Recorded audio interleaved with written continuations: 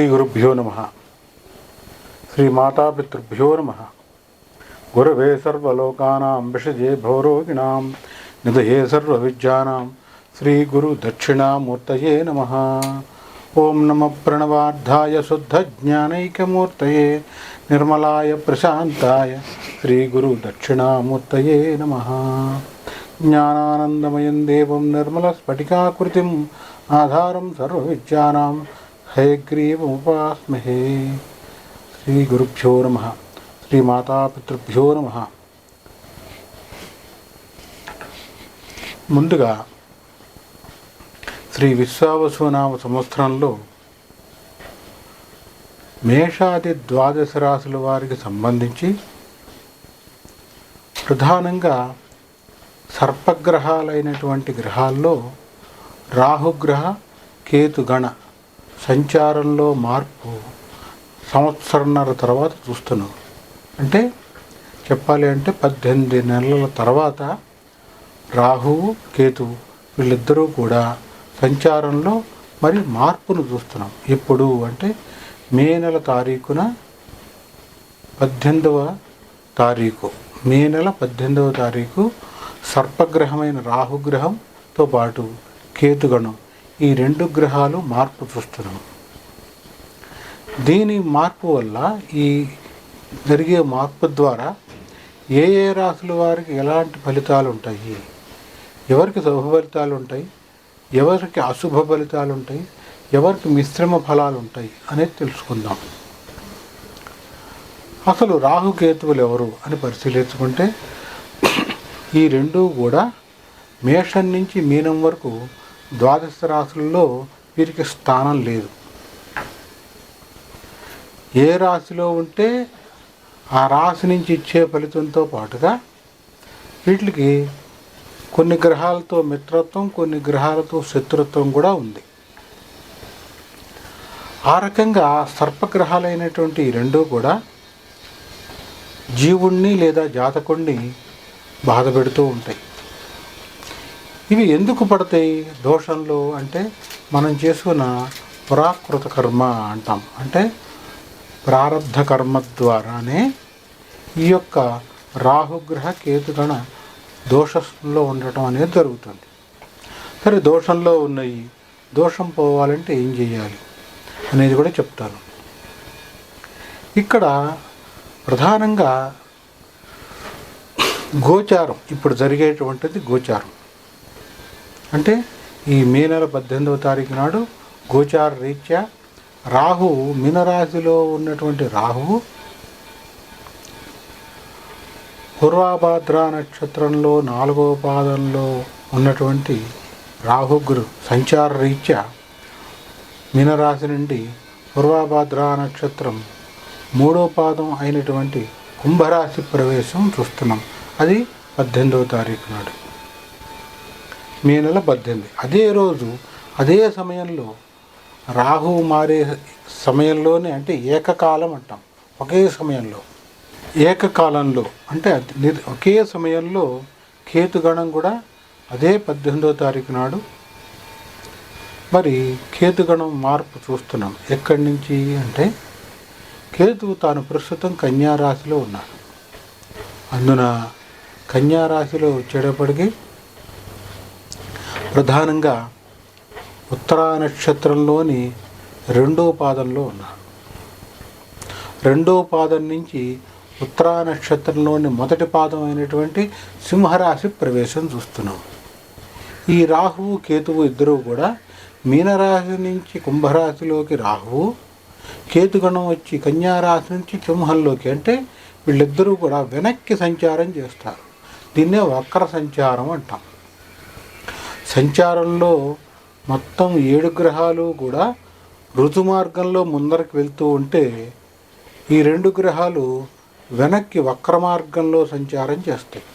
రాహు అయినా కేతు అయినా సర్పగ్రహాలు అవటం ద్వారా వీటి సంచారమే వక్ర సంచారంగా ఉంటుంది. ఇక ఈ రాహు కేతుగణ మార్పుల ద్వారా సంచారంలో ఏ ఏ రాశుల వారికి ఏ రకంగా ఉంటుంది అనేది తెలుసుకుందాం. ఇక్కడ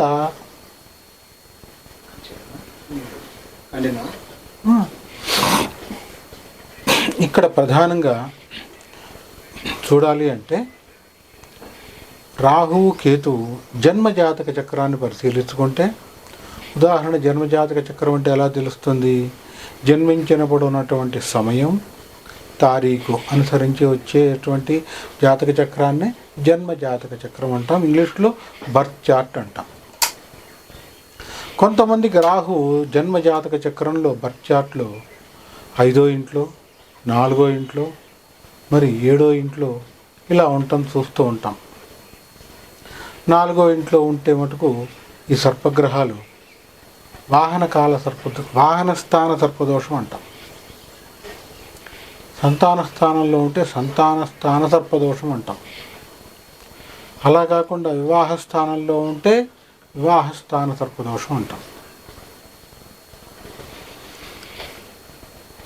ఇలా కాకుండా రాహుకేతువుల మధ్యలోనే మిగిలిన గ్రహాలన్నీ కూడా బందీ అయిపోయి ఉంటే దాన్ని కాలసర్పదోషం అంటాం. సవ్యకాల సర్పదోషం, అపసవ్యకాల సర్పదోషం కూడా ఉంటుంది. ఇవి సర్పదోషంలో ఉండేటువంటి రకాలు. సరే, ఏ దోషం ఎలా ఉన్నా ఏం చేస్తే విరుగుడు అనేది నేను ఈ వీడియో చివరిలో చెప్తా. అంటే ఏ రకంగా చేస్తే ఏ రాశి వారికి పరిహారం బాగుంటుంది అనేది నేను చివరిలో చెప్తాను.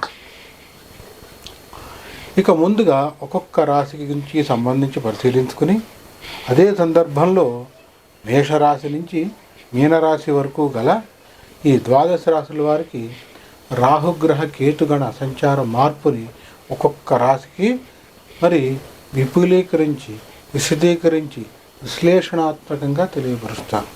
తదుపరి ధనురాశి. ధనురాశి వారికి సంచారంలో రాహుకేతువుల మార్పు ఏ రకంగా ఉంటుందో పరిశీలిద్దాం. ధనురాశి వారికి ప్రస్తుతం రాహు అర్ధాష్టమంలో మీనంలో సంచారం చేస్తుంటే, కేతుగణం వచ్చేటప్పటికి దశమంలో మరి కన్యారాశి సంచారం చూస్తున్నాం.